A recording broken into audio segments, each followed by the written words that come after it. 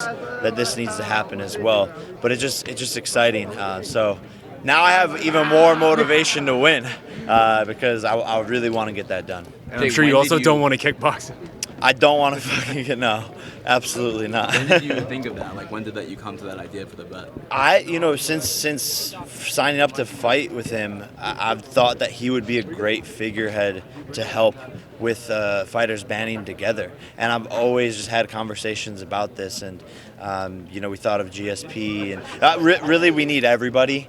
It's not just like a couple fighters who are going to be able to pull this off. But he's a legend, right? He's one of the most respected ever, and that's important, right? Because I think a lot of fighters have animosity towards me, so they might not listen to me. So I need help in getting this done. He was very specific that he wants to do all MMA and not just UFC fighters. I mean, logistically, how do you think something like that could be executed? I think it should be all MMA and then all boxing as well. It should just help all fighters because that's truly what's needed. But I think we'll start with MMA first. And Jake, I had two questions. Just one in regards, you mentioned about fights not being made. Obviously, I'm sure you wanted to see Spence and Crawford in that fight didn't get. Was that also one of the unfortunate things that you were talking about, that boxing isn't getting done? Yeah, no, it sucks, and it sucks for the fans. The fans are the ones that get hurt, and it's bad. This is why the sport has gone to bad places before. It's gone to scary moments where you think the sport's gonna end up dying out because big fights like this aren't happening. Like why didn't we get Fury Joshua? There's just so many instances where big fights should be made and they're just not. And I don't know what it is, and no one will ever know. And that's what's frustrating because people just say it was him, it was them, it was this, it was that promoter, it was the rights, blah, blah, blah, and you never really actually know the truth. So that's where I commend the UFC actually is getting those big fights to happen and making those mandatory fights, and that's why they've had so much success. And my second question is, I spoke with Deji not too long ago, and he put you as the pound for pound on his list for the crossover boxing. But he's going to be facing Floyd Mayweather. You face Deji. I just wanted to just get your thoughts on that. I mean, Deji has a lot of heart, man, but it's just a different beast in there with Floyd Mayweather. My brother had a power advantage, a speed advantage, a height advantage. Deji's really outnumbered all the way around the board. Jake, you said Dana White has done everything in his power to sabotage this event. What exactly has Dana done?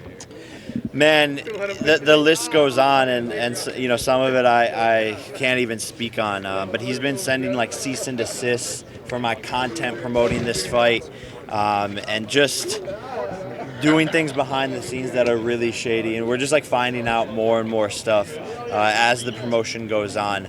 I'm sure I'll speak on it more at a later date. Why is he so preoccupied with you?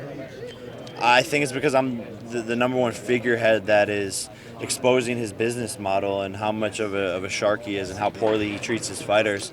And he said I wouldn't fight Anderson Silva, who's one of UFC's greats. And now here I am fighting him, and he largely in part promoted that. He's the one that, he's the reason why I took this fight, is to prove him wrong and to shut him the hell up. Are you aware that he banned a friend of yours from coming to events because you came along as... Yeah, he banned me too.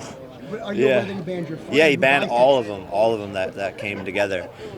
So he's just he's doing anything he can to stop me and my friends, I guess. Jake, when you say he came out and said that he doesn't want that just like the Anderson people to talk footage or about what? you anymore at his press conferences? It's that, and he's also telling reporters, like you said, not to talk about me because he doesn't want my fights to be big. He wants to be the only cash cow in town. He wants to run the fight game, and I'm a threat to him being able to do that. Do you think he'll mention you after this fight, win or lose, being that... I think the media will bring it up, and then he'll just go, stop asking me fucking questions about this guy. Do you think George being a part of this whole promotion and the broadcast, do you think the Fighters Union would be something that you'd be able to get him into as well? For sure, and I think George has tried this in the past, and we need all the help we can get, and people will need to be selfless and use their platforms to create this and to make it an amazing thing that is forever. Like, this is not just a 10-year thing. This is not just a couple years. This is something that could stand forever. Jake, with the changes going on in boxing, But with you being such a phenomenon and a cash cow in your own right, with there being no major sanctioning belts on the line, do you think that your problem with a lot of the sanctioning bodies and the other people is you represent change in boxing? Like the belts don't matter as much. Yeah, no, exactly. I mean, that's one of the problems for sure. And that, like, there's so many different types of champions and regional, and there needs to be, yeah. I mean, there's not going to be, but there needs to be one belt. I mean, that would be ideal. So, I mean, that's one of the many problems there are in the sport of boxing for sure. Jake, at the Nevada Boxing Hall of Fame, I got a chance to sit down and talk to Mauricio Suleiman, and I mentioned an idea to him, and I'm going to float it to you as well, about like a legacy fund. A lot of these champions that have held these big sanctioning bodies belts are heralded, but they're not receiving any monthly compensation for the acts that they've done, like some sort of a pension. Would you be in support of something like that for them to stay relevant in boxing? For sure, and that goes back to the United Fighters Association. Is things like these fighters being covered for retirement for all the amazing things that they have done for the sport, and in damn near all the other leagues.